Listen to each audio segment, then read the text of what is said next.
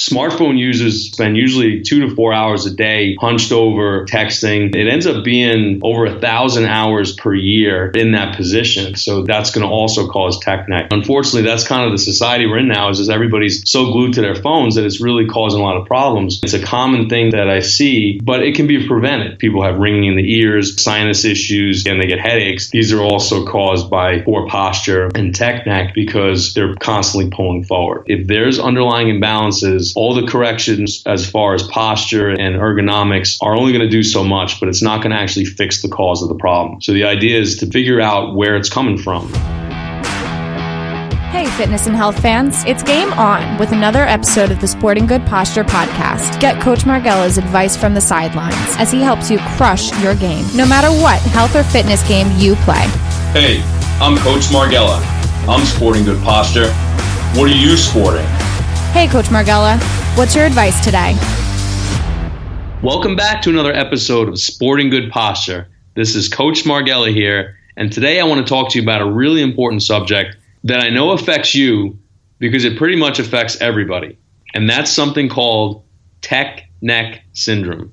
And what this is basically a condition that happens because of poor posture. Now, we've talked about posture a lot this year, and tech neck is huge. And that's one of the biggest problems I see. So basically, tech neck is when you're in a position where your head is bent forward and you're on your iPhone or your tablet. It's usually involved with some kind of technology. And technology is great, but a lot of these things cause our bodies to be in poor posture. And we're not usually in the best position when we're doing work or texting or things like that. So it's ultimately when you have your neck in that forward position. So when you're bent forward, it takes out the natural curve in your neck. Normally, the curve of your neck should be more upright and backwards, but when you're texting and using electronic devices and you're bent over like that, what it does is it recreates a poor curve of your neck and actually reverses the curve of your neck, causing you to have a lot of neck pain, headaches, tingling in the hands, maybe numbness in the hands. And what happens is it starts to degenerate the lower discs in your neck and create nerve issues where you might have, poor grip strength and things like that are affecting your everyday life.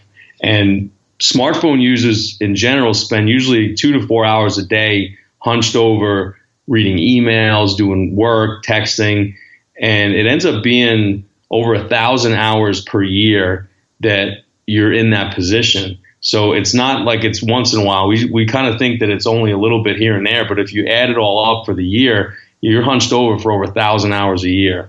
And as far as kids, this affects kids a lot as well. And it's estimated that high schoolers spend an additional 5,000 hours in this position, even more so. They said the average high schooler texts over 1,000 times a day because they're just so engulfed with, social media and texting and things with their friends that they're in that position all day long. I mean, anywhere you go, if you go to a restaurant, honestly, if you go in my waiting room, everybody's hunched over looking at their phones. If you're at a baseball game and it's in between innings, or if you're at a football game and it's a commercial break, everybody's hunched over on their phones. It's just what people do now. Even at restaurants, people are there and they're hunched over on their cell phones while they're waiting for a table, or sometimes even when they're eating with somebody.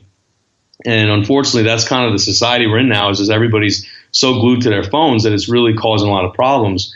Even younger kids now, even below the age of 10, have a lot more postural stress due to these tech devices because kids are getting iPads and even phones at such an early age. My daughter's in 3rd grade now, and there's already kids in her class that have smartphones and they have tablets at home and they have iPads and things like that. And they're always on these devices. And really, it's starting at such a young age that it's causing the curve to reverse itself. And there's a lot of times I'll have kids come in and I see a lot of problems in their neck at such a young age. A lot of people get headaches, neck tension, muscle tightness, and just even that tingling in the hands or numbness or grip strength weakness because of this pressure that's put on the spine. Again, it's a common thing that I see, but it can be prevented. And a lot of it has to do with the position you're in. So The biggest thing is you want to pretend there's a window in front of you where your eyes are. And when you look at things, you want to look more with your eyes than your neck. And what I mean by that is basically you want to have your height of your phone at eye level instead of leaning over and looking at the phone, because that immediately puts you in a poor position and you have bad posture and usually leads to headaches and neck pain. The other thing is that when you're sitting at a desk for a computer, try to have the computer at eye level again. So whether you have to raise your seat up or down or raise the height of the monitor up, it's really important to have these things at eye level so that you're not leaning forward. I'm in Nashville, so Nashville's Music City, and I see a lot of musicians come in the office and they're dealing with neck pain because they're playing guitar and they're hunched over, or they're playing drums, or they're carrying their equipment around, and it really pulls a lot forward on your neck and your back. So that's going to also cause tech neck. You know, people that cook, if you think about it, when you're standing and cooking, you're always looking down. And if you're cooking a lot during the week and spending hours in the kitchen, that's another stressor that's on your neck that can cause you problems as well. So all these things, you want to make sure that you're doing something to reverse it. So when people come in my office, if we take a set of x-rays and I see that they have tech neck or reverse curve in their neck, there's a lot of things that you can do at home that can really help with that.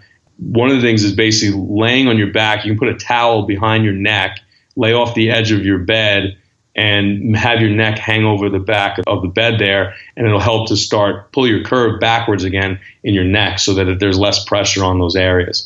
Pay attention to your posture. The biggest thing is when you're texting on your phone, make sure that your phone is at eye level and not leaning forward texting, because that's the position that most people are in, and that's really what hurts your neck so much. It takes a while to get used to it, but once you do, you're going to see a huge difference if you're looking straight ahead as opposed to bending your neck forward and your head forward and leaning down, causing the tech neck. I've seen a lot of people now that come in that are young, they're in their teenage years, and they're starting to look like they're 40 or 50 because they're starting to have degeneration at such an early age because their neck is forward in that position so much. The other thing is that school just started again here, and the backpacks that kids wear are way too heavy as well. If you ever look at your son or daughter that's going to school and you look at their backpack, it's usually pulling them backwards and their head juts out way forward, because a backpack should only be about a tenth or so of their weight.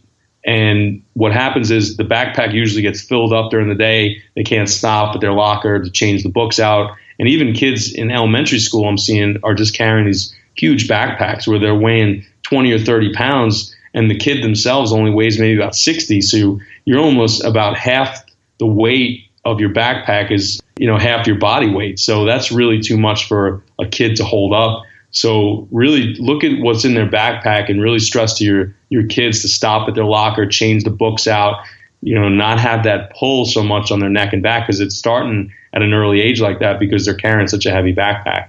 And again, texting, kids are going to text. As soon as they get a phone at some point, they're going to be texting a lot. They're going to be on the internet. They're going to be on social media. Just really hammer it home to them to look straight ahead and look at their phones, because that position will slowly degenerate the neck at an early age. And it may not hurt yet, but it's going to be a big problem as they get into their 20s and 30s. They're going to start having a lot of degeneration, weakness in the hands, headaches, poor sleep. I see a lot of people that have poor sleep is because the curve is reversed in their neck.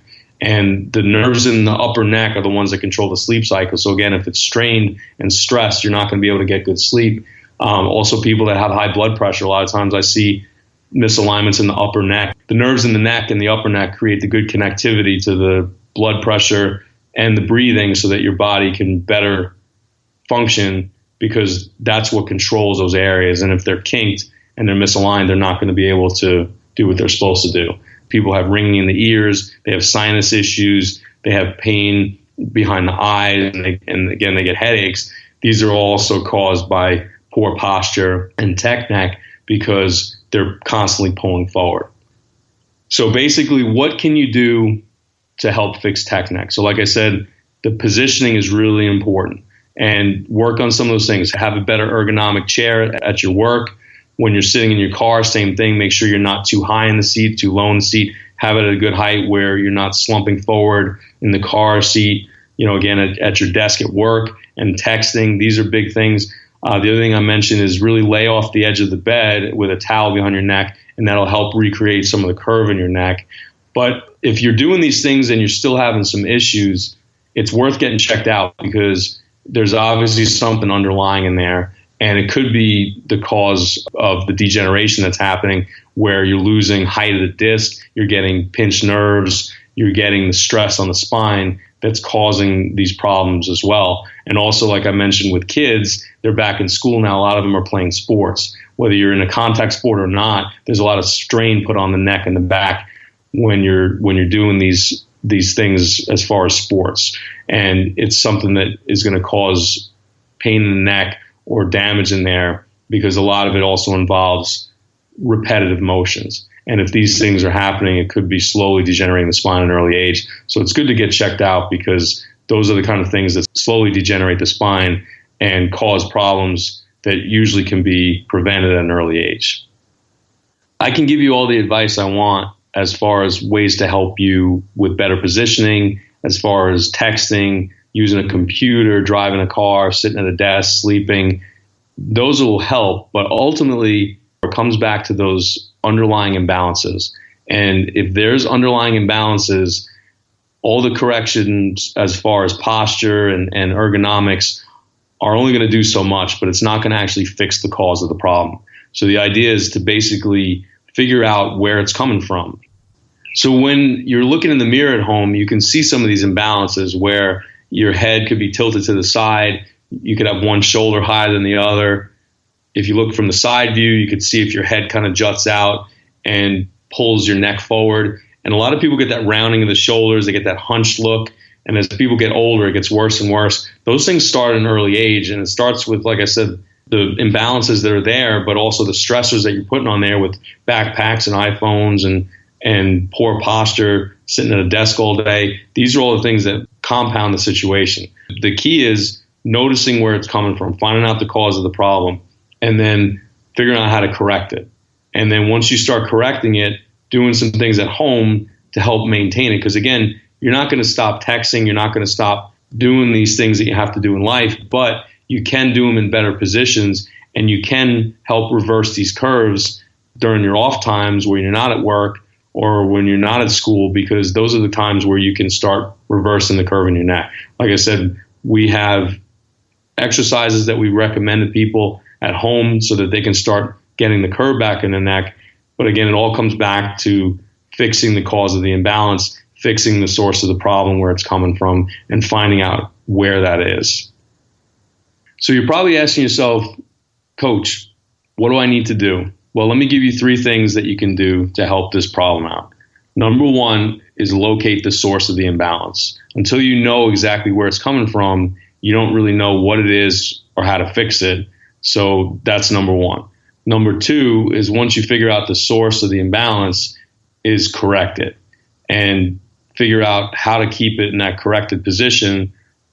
Is number 3, where you're going to be in better posture while you're sitting, while you're standing, while you're sleeping, and definitely while you're texting or doing any kind of work on a computer. These are the things that will keep you in that good position so that you can maintain the corrections that you've made on your posture and on the imbalances that were underlying in there. But going forward, you'll be less likely to have those issues because now you know what to do to correct them and keep them in a better position. So what do these 3 things mean to you? So let me go through one by one to help you out. First of all, like I said, locating the source of the imbalance. The easiest way to do that is again, look in the mirror at home, look at your head, look at your shoulders, look at your hips, just see if there's anything higher or lower on one side than the other. See if there's something that looks out of place. Even have somebody let them borrow your phone, take a picture of you from the side to see what position that your head is in, to see if it's moving forward and if it's jutting forward so that it's causing that hunched appearance that you see in so many people, then you know that there's something going on. In fact, why don't you have them take a picture of you while you're on your device? So actually, while you're on your device, have somebody take a picture of you so you can see what you look like while you're sitting there on your phone, so you can tell what posture that you're in. Once you've done that check, you haven't actually located the imbalances yet. You're just finding out that there are imbalances. Finding those imbalances, that's where I come in. That's my specialty. And as far as step 2, fixing the actual imbalance, until we've done a proper step 1 and found out where the imbalances are, how could we possibly fix it? So again, I refer you back to step 1, which is finding the imbalances, which is where I step in. Now with steps 1 and 2 done, we've located the imbalances, we've fixed the imbalances. Now we can go to step 3 and modify your behavior and your posture so that this doesn't repeat itself.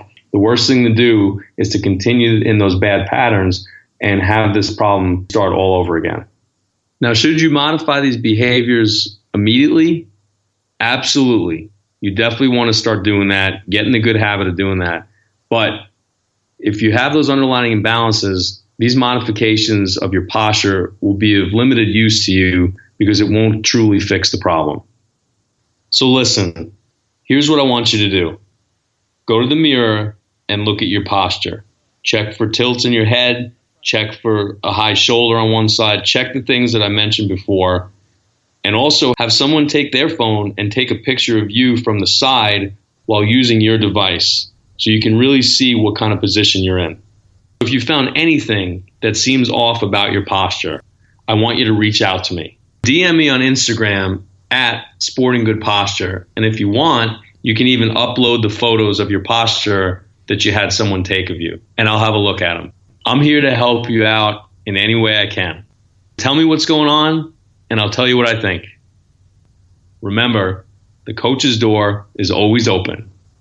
This is Coach Margella. I'm Sporting Good Posture. How about you? The Sporting Good Posture podcast is a broadcast wellness production powered by Ideal Health and Wellness Center. All content copyright 2019, all rights reserved. Executive producer Frank Sardella. Dr. Margella appears courtesy of Ideal Health and Wellness Center in Cool Springs. For more information, visit sportinggoodposture.com or follow Coach on Instagram at sportinggoodposture. You got to catch up on your texts. I had like 4 of them the whole episode. I don't know if you saw the last. I saw a couple earlier. I was trying to ignore them. You're getting good at it. I was testing you, actually. I wanted to see if I could crack you up, and I can't. You hung in there.